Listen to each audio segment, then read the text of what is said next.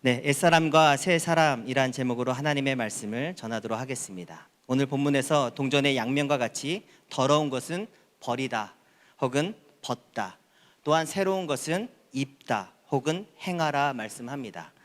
아마도 초대교회에서 세례 의식을 할 때 세례를 받는 사람이 물속에 들어가기 전에 자신의 옷을 벗었다가 물에서 나왔을 때는 새 옷을 입었습니다. 즉 오늘 본문은 우리가 옷을 입고 벗는 것처럼 내면의 인격적인 변화를 그리스도 예수 안에서 행할 것을 말씀합니다. 마크 트웨인이 쓴 거지와 왕자라는 소설의 내용을 아실 것입니다. 외모가 똑같이 생긴 두 명의 사람이 우연히 만납니다. 한 명은 왕자이고 한 명은 거지입니다.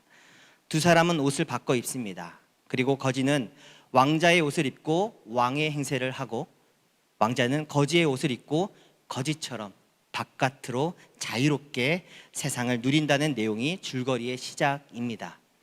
반면에 오늘 본문은 우리에게 거지의 옷을 벗고 왕자의 옷을 입으라고 말합니다. 그런데 누군가는 은혜로 받은 왕자의 옷을 벗고 다시 거지의 옷을 입고 세상을 자유롭게 내 멋대로 내 뜻대로 살기 원하는 이들이 있다고 말합니다. 그리고 그런 그들에게 성경이 이야기하는 것은 그 더러운 옷을 다시 입지 말라 말씀합니다. 그러나 부르심을 받은 거룩한 성도들 중에 생각보다 꽤 많이 다시 그 더러운 옷을, 그 거지의 옷을 입기를 원하고 바랍니다. 어제부터 새벽부터 살펴보고 있는 다윗이 딱 그러합니다.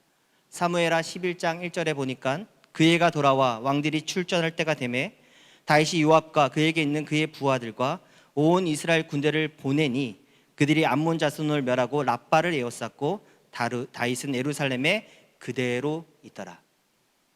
다윗은 전쟁의 때가 돌아왔을 때 군복을 입지 않았습니다. 그렇다고 왕답게 왕의 옷을 입고 있지도 않았다라고 성경이 말합니다.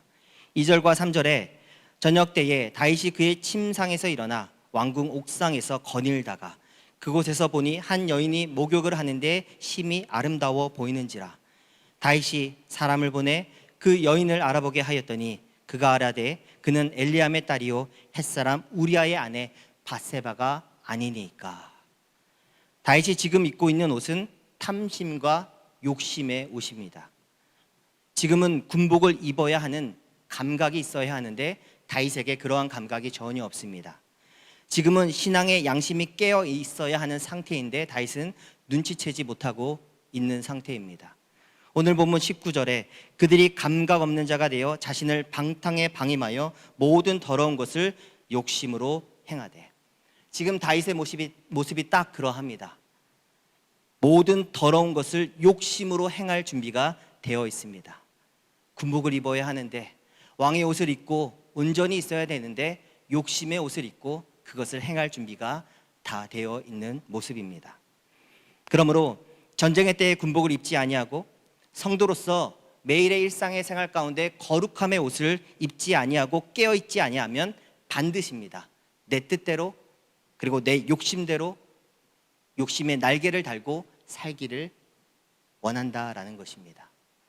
언제든지 그 욕심의 바람이 우리의 마음에 불 수 있습니다. 욕심은 사람을 더럽게 합니다. 욕심 이퀄 사람을 더럽게 합니다. 또한 더러운 것은 사람을 욕심대로 행할 수 있게 하는 힘을 줍니다.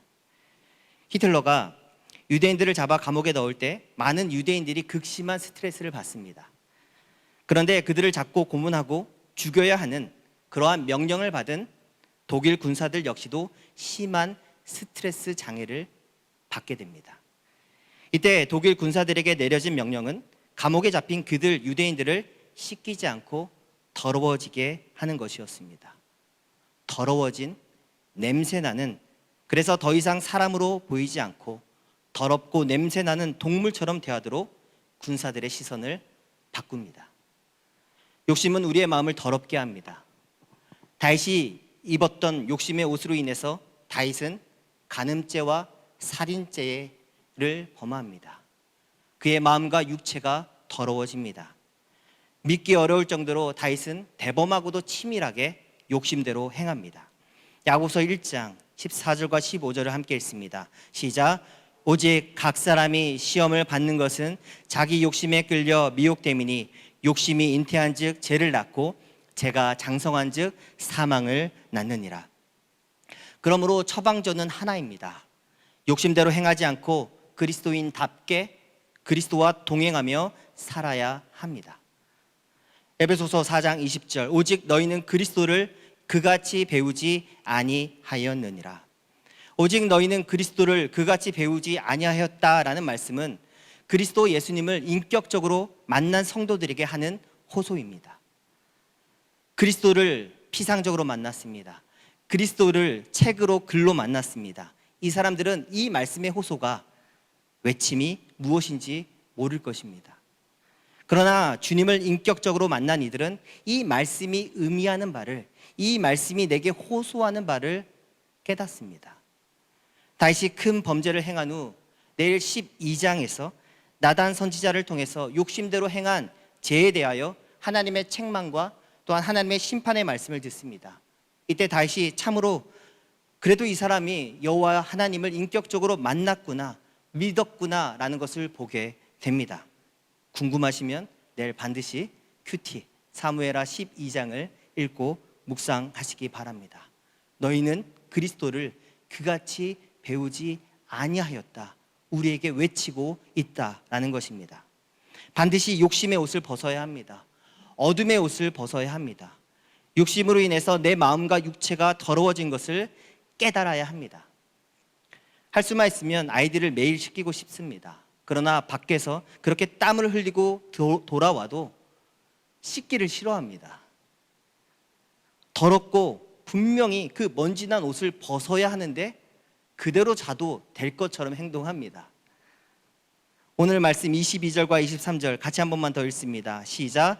너희는 유혹의 욕심을 따라 썩어져가는 구습을 따르는 옛사람을 벗어버리고 오직 너희 심령이 새롭게 되어 하나님을 따라 의와 진리의 거룩함으로 지으심을 받은 새 사람을 입으라. 깨달으면 씻을 수 있습니다. 깨달으면 그리스도 안으로 들어갈 수 있습니다. 그러나 깨닫지 못하면 어떡합니까? 강제로라도 벗겨야지요. 강제로라도 목욕탕에 들어가게 해야 하는 것입니다. 제가 참으로 존경하는 심리학자가 있습니다. 빅터 프랭클입니다. 죽음의 수용소라는 책 거기에서 바로 홀로코스트에서 살아남은 생존자입니다. 그는 감옥에서 매일 면도를 하며 자신을 깨끗하게 깔끔하게 보이도록 노력을 하고 게을리하지 않습니다. 그의 책 죽음의 수용소 45페이지에 보면 함께 감옥에 갇힌 이들에게 이렇게 당부합니다. 가능하면 매일같이 면도를 하게, 유리 조각으로 면도를 해야 하는 한이 있더라도, 또한 그것 때문에 마지막 남은 빵을 포기해야 하더라도 말일세. 그러면 더 젊어 보일 거야. 뺨을 문지르는 것도 혈색이 좋아 보이게 하는 한 가지 방법이지. 자네들이 살아남기를 바란다면 단 한 가지 방법밖에 없어. 이야기합니다. 성도 여러분, 매일매일 예수님 안에서 진리의 말씀, 음성을 들어야 합니다. 내 양은 내 음성을 듣는다고 말씀합니다. 하나님의 말씀이 우리를 깨끗하게 합니다. 하나님의 말씀이 우리의 욕심을 씻어냅니다. 매일매일 예수님 안에서 가르침을 받아야 합니다. 유혹의 욕심이 자랄 때마다 잘라내야 하고 나를 인격적으로 대하시는 그리스도 안에서 거울을 봐야 합니다. 에베소서 2장 10절에 우리는 그가 만드신 바라 그리스도 예수 안에서 선한 일을 위하여 지으심을 받은 자니 이는 하나님이 전에 예비하사 우리로 그 가운데서 행하게 하려 하심이라. 한번 따라하겠습니다. 나는 그리스도 예수 안에서 선한 일을 위하여 지으심을 받았다. 맞습니다. 나는 그리스도 예수 안에서 선한 일을 위하여 지으심을 받은 자임을 깨닫고 고백하셔야 합니다. 나는 욕심대로 행하라고 부르심을 받은 자가 아닙니다.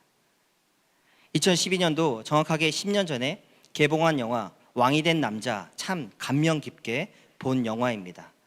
스토리는 마크 트웨인의 왕자와 거지라는 책의 줄거리와 거의 비슷합니다. 주인공 이병헌은 강대입니다. 그런데 자신과 동일하게 생긴 왕을 보호해야 하는 어떤 정치적인 이유로 인해서 왕궁에서 왕자의 옷을 입게 됩니다. 근데 이 영화의 내용이 참으로 흥미로운 것은 광대가 된 가짜 왕이 진짜 왕보다 가까이에 있는 신하들의 친구가 됩니다. 또한 백성들의 아픔과 고통을 알아주는 긍휼을 베푸는 왕이 됩니다. 나중에는 정치적인 혼란 속에서 가짜 왕은 처리가 되어야 할 운명에 놓이게 됩니다. 이때 호위무사 역을 맡은, 한 번 더 클릭해 주시죠. 김인권 배우가 그가 가짜 왕임을 알면서도 진짜 왕과 같은 그의 마음과 진실함에 반하여 오히려 목숨을 다해서 그를 지켜주다가 그를 도망칠 수 있게 하다가 그는 죽게 됩니다. 저 김인권 배우가 저를 닮았다고 이야기하는데 가끔 듣는데 그러한 역할을 맡게 됩니다. 가짜 왕인데도 진짜 왕의 마음을 가진 그를 위하여 목숨을 버립니다. 오늘 본문은 우리에게 헌옷을 벗으라고 얘기합니다. 새 옷을 입으라고 말씀합니다. 헌옷의 말씀은 31절의 말씀입니다. 한번 같이 읽습니다. 31절 시작.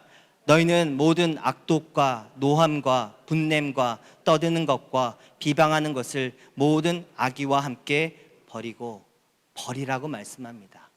계속 강조합니다. 버려라. 애것을 버려라. 옛사람을 버려라. 그리고 옛날 나의 라이프 스타일을 버리라고 말씀합니다. 대신 32절의 말씀에 새 옷을 입으라고 말씀합니다. 32절 같이 읽습니다. 시작. 서로 친절하게 하며 불쌍히 여기며 서로 용서하기를 하나님이 그리스도 안에서 너희를 용서하신과 같이 하라. 최종적으로 그리스도 예수 안에 있는 성도들에게 우리에게 하나님이 요구하시는 것은 불쌍히 여기는 마음입니다. 긍휼히 여기는 마음입니다. 한번 우리가 미움의 마음이 있고 그 사람이 싫으면 끝까지 밉습니다. 하나님이 그리스도 안에서 우리를 용서하신 그 마음 품기가 참으로 어렵습니다. 작은 행동도 싫습니다. 미워 보입니다. 근데 성경은 그 옷 벗고 그리스도께서 너희를 용서하신 그 용서와 긍휼의 마음에 행하라 말씀합니다. 그러므로 답은 딱 하나입니다. 그리스도 예수님을 인격적으로 만난 성도들에게 기대를 걸고 이 말씀을 남깁니다. 성도 여러분들은 그리스도를 그와 같이 배우지 않았습니다. 우리는 긍휼을 행하고 불쌍히 여기고 용서하라 부르심을 받은 자임을 기억해야 합니다. 잠언 17장 10절의 말씀, 한마디 말로 총명한 자에게 충고하는 것이 맥뱃대로 미련한 자를 때리는 것보다 더욱 깊이 박히느니라. 저는 그렇게 말이 많은 스타일이 아닙니다. 그러나 누군가에게는 반복적인 이야기를 자주 할 때가 있습니다. 그리고 어떤 것을 부탁하고 이야기할 때가 있습니다. 왜냐하면 그 사람이 총명한 자임을, 그리스도 예수님을 인격적으로 만난 분임을 알기 때문에 이렇게 합시다, 이렇게 하는 것이 어떻습니까? 이야기합니다. 그러나 그리스도 예수님을 인격적으로 만나지 않는 자에게는 이야기하지 않습니다. 더 이상 말하지 않습니다. 잠언 23장 9절에 미련한 자의 귀에 말하지 말지니 이는 그가 내 지혜로운 말을 업신 여길 것입니다. 성도 여러분, 부탁드립니다. 그리스도 예수 안에서 불쌍히 여기고 긍휼히 여기고 용서할 수 있기를 부탁드립니다. 오늘 성경 말씀의 진리가 그리스도 안에서 어떻게 보면 가장 평범하게 사는 우리 한 개인에게 감동을 주고 우리로 하여금 그리스도인답게 살라고 도전을 줍니다. 매우 평범한 가정과 직장 그리고 이웃과의 관계 속에서 원함과 욕심을 벗어버리고 서로 불쌍히 여기며 서로 용서하기를 그리스도를 인격적으로 만난 성도들에게 부탁합니다. 성도답게 그리스도인답게 우리 모두 행할 수 있기를 부탁드립니다. 절대로 긴장을 놓지 말고 그 옷을 벗지 마시기 바랍니다.